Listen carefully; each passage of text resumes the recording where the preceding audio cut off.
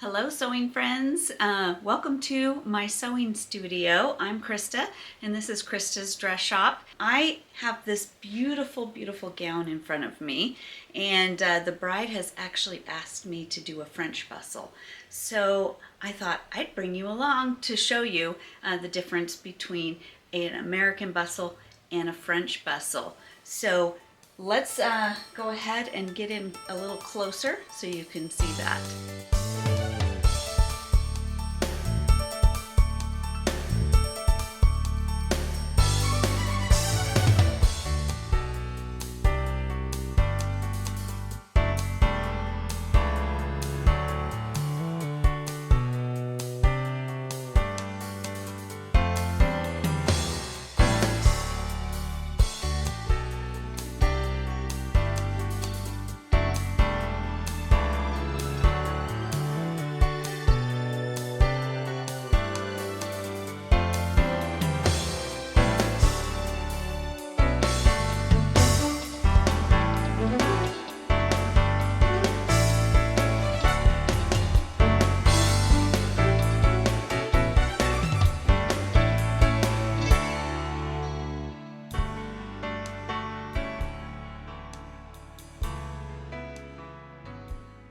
But while I was doing this French bustle, it was bringing to mind one of my very first French bustles, actually the very first French bustle I ever did.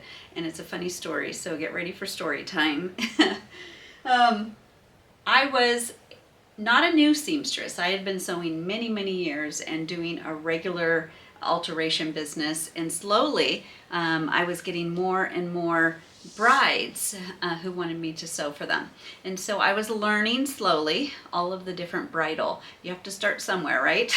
And I was sewing out of my basement, and then I got this great opportunity to open up kind of an alteration shop in a ballroom. She had an upstairs kind of office area and wanted to know if I wanted to go ahead and rent that out, and could I do her tuxedos as well. So I took that opportunity to move out of my basement where I had two teenage boys who I was always frustrated with because they were making a mess before my customers coming into my little sewing area and having to use the bathroom to change and all of that kind of stuff. So long story short, I ended up at the ballroom where for the very first time I had a yellow page ad, and all of a sudden I became the expert. And I wasn't quite an expert in bridal yet. However, I had done quite a few wedding gowns, but this was my first time somebody called and said, hey, how much, what's the difference in price for a French bustle versus a regular bustle? And believe it or not, I had not heard of a French bustle. And so I went ahead and just told her, it's the exact same price. I booked her appointment, and then I quickly turned to my daughter and said, quick, look it up online. What's a French bustle? And this is before social media. This is before, I mean, Google had just kind of started. It may not have even been Google, but it was some sort of an internet search. And my daughter quickly, I didn't even fully know how to use the computer at that point. This is many years ago. She quickly Googled it, and we got a diagram and how it works. And the moral of the story is sometimes you have to act like the expert and just take it on and take the challenge on and just go ahead and do it. And it ended up a really simple thing. The difference between a regular bustle and a French bustle is that you have to go up and under instead of up and over. And you will probably have to do more points because when you're coming under, it doesn't grab all the points of the train. So really a French bustle will end up costing more, but mainly just because of how many points you have to lift up. So let's get into that, and I'll show you how I did this French bustle. Okay, so the first thing I did is when I had it on my bride, we actually looked at a few different options while it was on her. But we didn't make a decision until I had sent her some different pics, because This was a really long cathedral train, and she wanted me to remove a lot of the train. So I don't know that you can see it. You can see it's not a super long train anymore. It is more of a chapel length, I would say, close to a chapel length, and it used to be really, really long.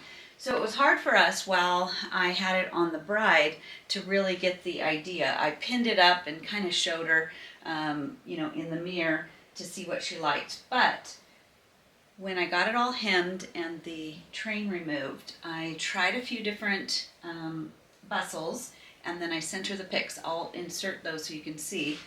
The first one I did was a regular American bustle, and if you notice this, I don't think you can see it. I'll show you it up close when we go to bustle it, but it has 2 seams, and it opens up right here like a gusset. So I had showed her that I could do a very simple 2-point American bustle, and this has a line of buttons, so we would hide kind of a stronger button in the midst of it and put 2 ribbons and do something like that. I'll show you the picture. And then I sent her another one where we did a French bustle, and the only difference between the American and the French bustle is the French bustle goes up and underneath. It attaches up here, but by doing that we needed to also do the sides, so it became a 4-point. She chose the French bustle, and I thought it looked a lot better too, and it's a little easier to hide the bustle when you have very plain fabric that is simple and elegant, that you don't want to have a big old button anywhere on it. So let me show you that. The first thing I do whenever I'm trying to figure out a bustle is I'll pin it in place and kind of find the best look for it. I have it up here on my mannequin, and actually I need to raise it just a little bit. Underneath here there is a little bracket that lets you raise it and lower it, and so I raise it to the hemline so that the front is exactly her height of the hem that I just did. And then on a French bustle, I'm just pinning to see, I want to stay on that seam right there. I'm going to pin it up to see where it best lands. Trying to find that part.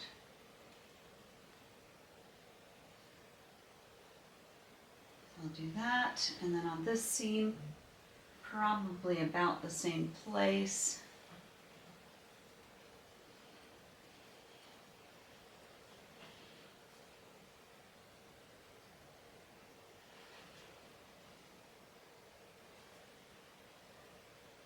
A little higher.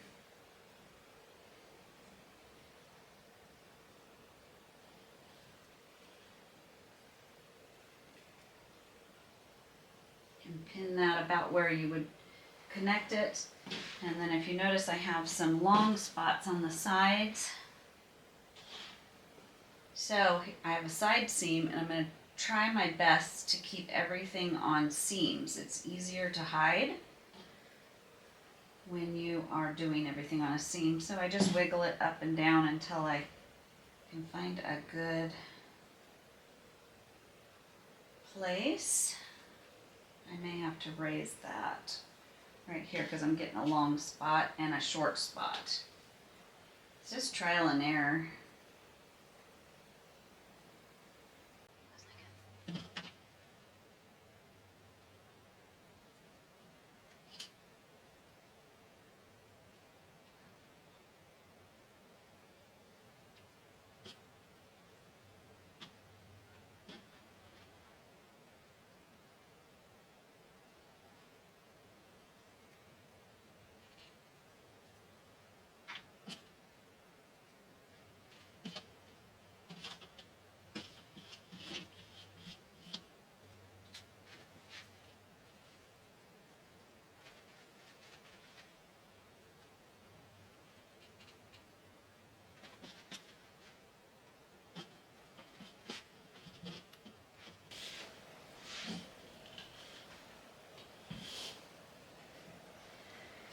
Okay, after I'm pretty happy with it, I don't have it measured, but I do have it about where I want.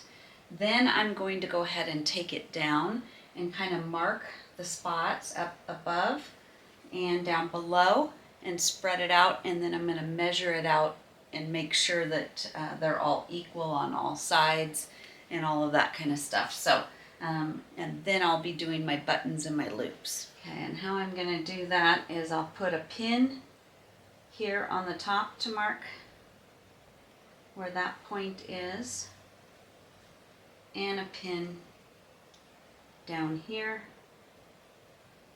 to mark where that is. Same with the top, or the same with the other side.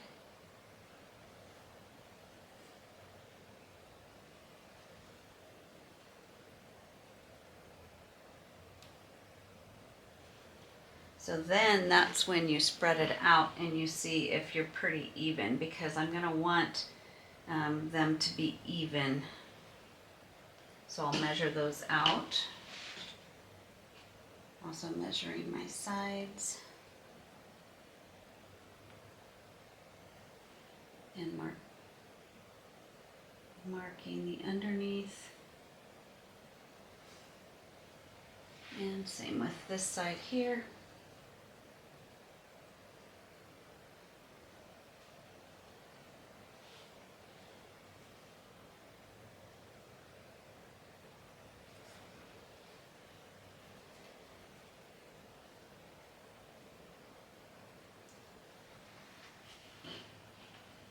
Okay, so now that I've tested, where I'm going to put it, and I've marked it, the upper and the lower, now I'm going to come through and measure.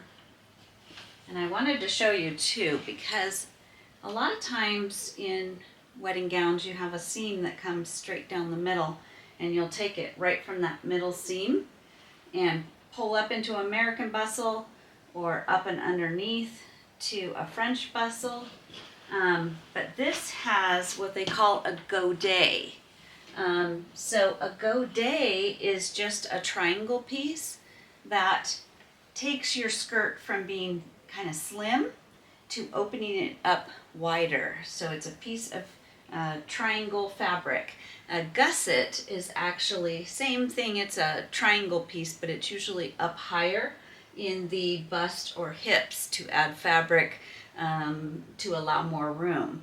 So this is a godet. I'll put that on the screen so you know what spelling that is.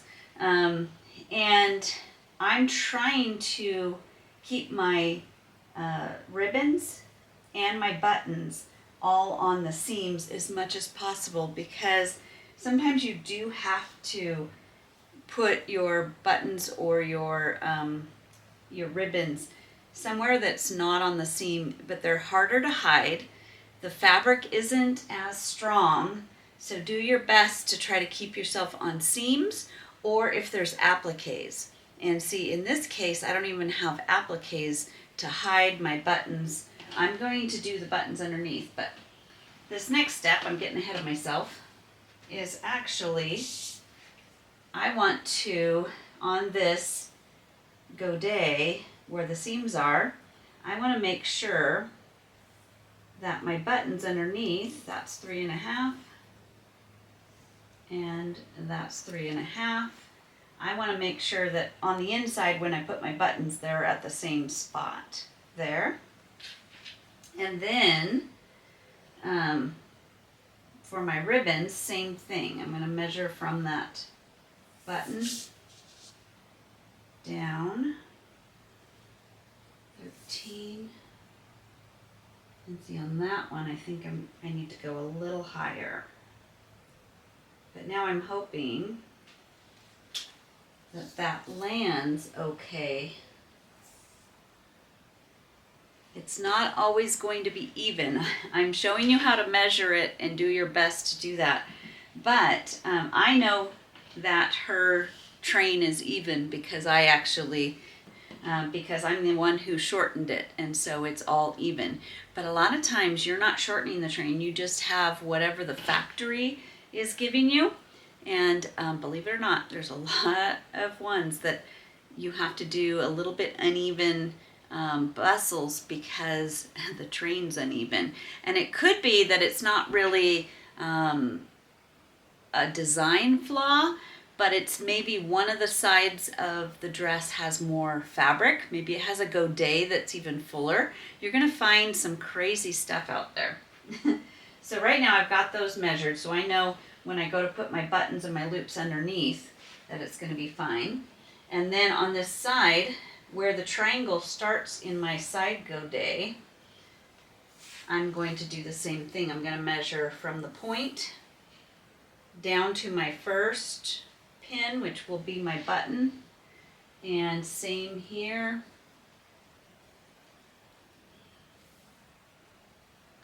I think it needs to be lower, but I don't know if that's going to mess it up.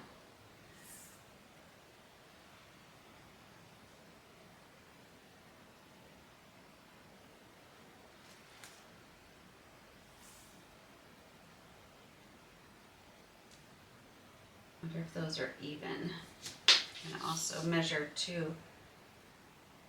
ground. Well,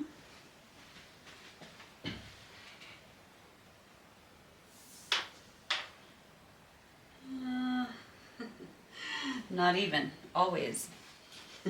So that means that my points aren't even. You never know what you're gonna get. Oh, yeah.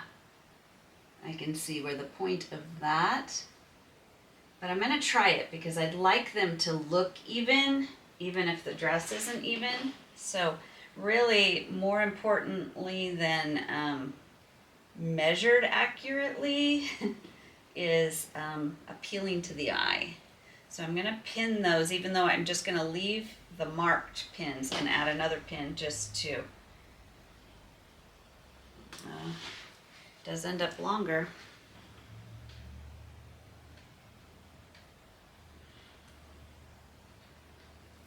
I've noticed in the world of, I used to do all my hems according to measurements.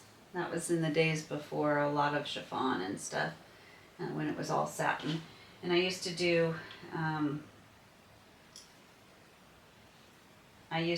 my even, a lot of the train removals and that by measurement from, top seams and stuff. And now I find I've got to do it according to the mannequin or the bride and how she's standing, because what's visually even is not necessarily even because of the way things are sewed.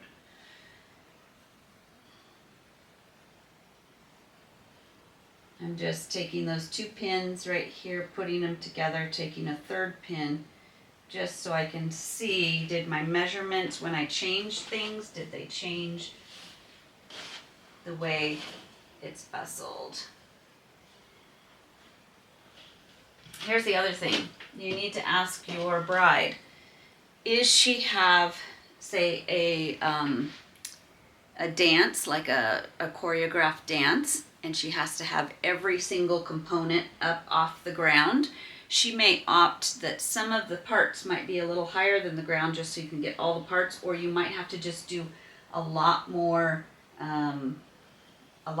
points just because she's doing a choreographed dance. So if she's going to dance a lot and wants it up off the ground, so really just discuss things with your bride. Show her what American bustle is. Show her what a French bustle is. Show her other options that you want to give her. There are many other types of bustles. There are ones that are simple, like would she rather it just be as simple as possible for her mom and bridesmaids to get it up, or is it more important that she dances the night away and it's all up out of her way? You need to find out all those little things, and I usually note those on my invoice, like she's dancing, choreographed dance, she has to have it up out of her way. Or some of them would really want it to be more pleasing to the eye, and so sometimes I'll show them an option of, I'm showing them, well, really to make it as pretty as possible, I need it to be almost like a mini train. So a little bit's gonna float on the ground, and maybe they're not doing a lot of dancing. Maybe they don't mind and they kind of prefer it to look as pretty as possible. You may have, what I just tell them, it's now a mini train. I just took it up to be a mini train. And on this French bustle, every which way I go, it's just gonna be prettier if I have it in. It's gonna flow nicer. And it's still short enough on the sides, front, everything. But it's gonna flow nicer if I can leave it into a little bit of a mini train going through there. So now that I've measured, tested, it takes so long sometimes to get these to look just right. Now I'm going to take it back down. I've taken that third pin out, and I still got my markings. Got to figure out which one's the third pin. So now I'm going to turn it inside out, and where I have it marked, on the bottom areas I'm going to do ribbon, and on the top areas I'm going to do buttons. And let me show you. The buttons you can do underneath. You want them to be able to be sat on. So I really like, let me see if I can do that. I really like to do a flat button that if they sat on it, it wouldn't matter. So I like to do that up and underneath. And it doesn't have to be super pretty. I do love clear buttons because, but underneath you could even do a white button or an ivory button. And then for the ribbon, I'm going to do just this little thin 1/8 inch satin ribbon, and I'm going to do this one in white. This is slightly ivory, but it's like a diamond white, and so not much is going to be poking out of it. It's going to be in the seam and underneath. So I'm going to do that just for any part that might pop out just a tad. Okay, so to sew on the buttons, I do a really strong craft thread. And you can actually get that just at any regular fabric store or Waywalk. I have the button and craft just a little bit stronger so that my button's not going to come off. I usually have it in white and ivory, and I use white probably more than anything because the ivory is a little dark. But I am completely out. I just realized I am out of the white, and it's going to be a French bustle up and underneath, so it won't matter if I use a little bit of ivory and use it on the seam. Okay, so I've put the pin so I can see up underneath it, and I'm going to do the top. And I can see it right there.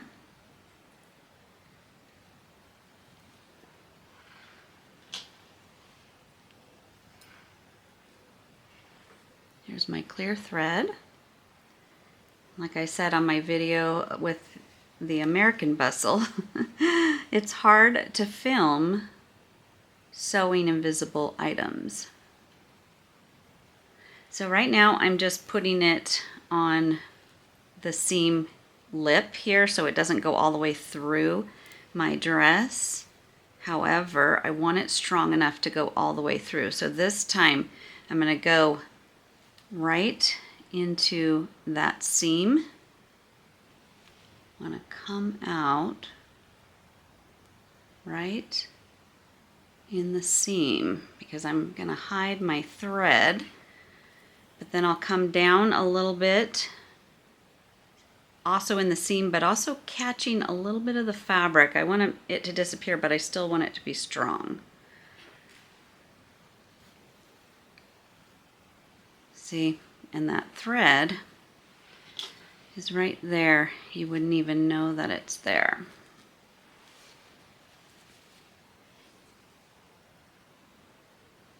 And you just, some of it I just put it on the actual inside part so I don't have to when you're doing them on the outside, you're not trying to hide the underneath thread as much because it's all underneath. But now it's backwards. Your thread is come here, so you need it to look really good on that side, but still be strong. So then I'll knot that, and I will repeat that 4 times. Yep.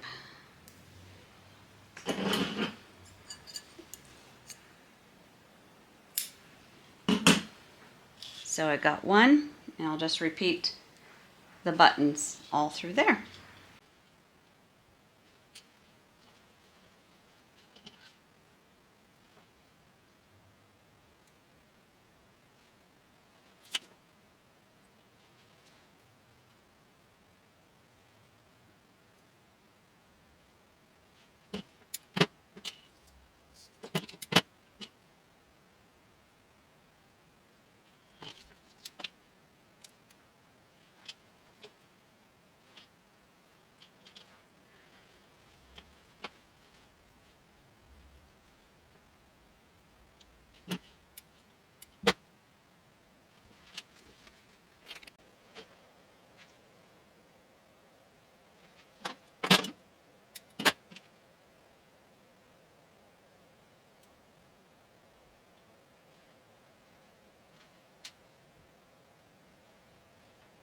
Now I will say, when you are doing an American bustle where you're putting the buttons on the top and the loops, you would put some kind of another button on the inside with the real button on the outside, or you would put a piece of elastic. You can see my other video on American bustle.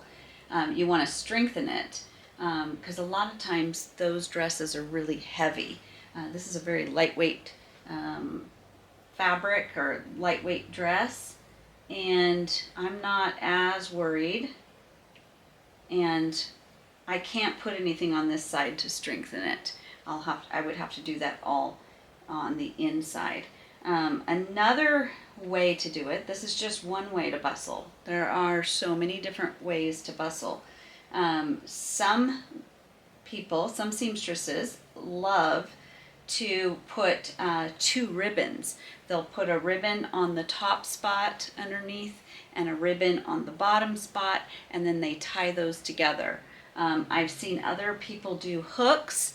I have tried hooks and eyes unsuccessfully in my life, but I have seen a lot of dresses done with hooks and eyes. So you'd have, inside here a hook and then an eye, and you would hook them together. But you better pinch it together something. I've had the experience when I used to do that, because I kind of copied some people right at the beginning when I first started. I had gotten a dress in that was already bustled, and they had done the hooks and eyes. So I was like, oh, maybe I should do it their way, not my way, because maybe I'm not as, well trained. And I ended up getting complaints. When I did a bunch of bustles that way, I started getting feedback back from my brides that in the middle of their ceremony, their bustles were coming undone. And so I completely switched to the way I do it now, and I haven't had any complaints of them unhooking. So you want to try things out. You want to ask your brides afterwards, hey, how's your bustle doing, or after the wedding, did it do good? Did you have any concerns? You want to listen to those and change what you're doing if you're having struggles with that, because you don't want your bride in the middle of a wedding to keep having problems. Now, having said that, because they don't always know what they're doing, and mom will come in, and even though you've taught her really, really well, she will say, we couldn't figure out the bustle, and they will pin it up and say it didn't work. And so sometimes it's just because it's user error. So sometimes the complaints you get are user error. And then another one is that maybe they're made out of tulle and they really got dancing, or somebody picked them up or stepped on them and it ripped right through the tulle. sometimes there's nothing you can do because the fabric is so delicate and you've done everything to reinforce it, but somebody steps on it, or they're pulled somewhere or something. These fabrics are not meant. This one isn't too bad, but tulle is the worst for that. And I don't think I would do a French bustle on a tulle dress anyway. Okay, so got the buttons on. Now let's do the loops. Now we're going to do the ribbon. And once again, I use this 1/8 inch satin ribbon in whatever color your dress is. And this particular one is like a diamond white. And so I'm going to use white. It's the closest. It's better than the ivory. And then I'm going to find my lower mark here. And I'm going to attach my ribbon in a way that it doesn't come through to the front side. So let's see. I'm going to kind of grab, I don't know if you can see that. I'm going to grab part of it here because I want it to come out. So you could do it this one of two ways. I noticed when I went through, you could go right through your seam, up and back down. And that's what we call sewing in the ditch, basically. Sometimes you can do it with your sewing machine where you sew right into the seam. You can come up and through so that they're both. But I noticed even that was kind of showing. So I got myself, the hardest part is getting these thicker needles through all of this.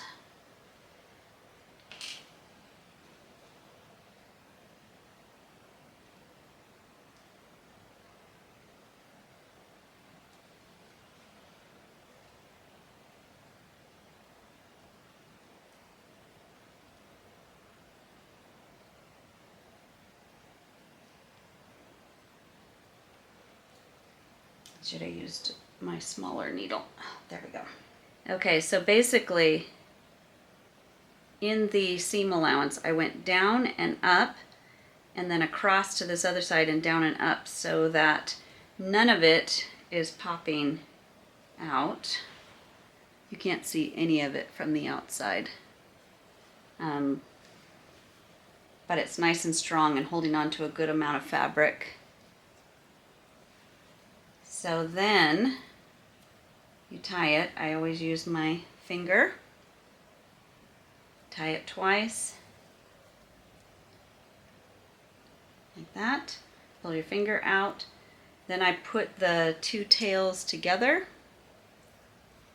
It's kind of short. And then I try to land that right on the other knot. And that puts your tails together, which makes it a little bit nicer. And then I just trim them like that. Like I said, at this point, you can also, if you feel like your ribbon keeps fraying, keep it away from the dress, but you can, with a lighter, quickly melt the ends, and that will make it a little more sturdy. And then see how that's going to attach is underneath. That ribbon is going to attach to that button, leaving a nice little French bustle.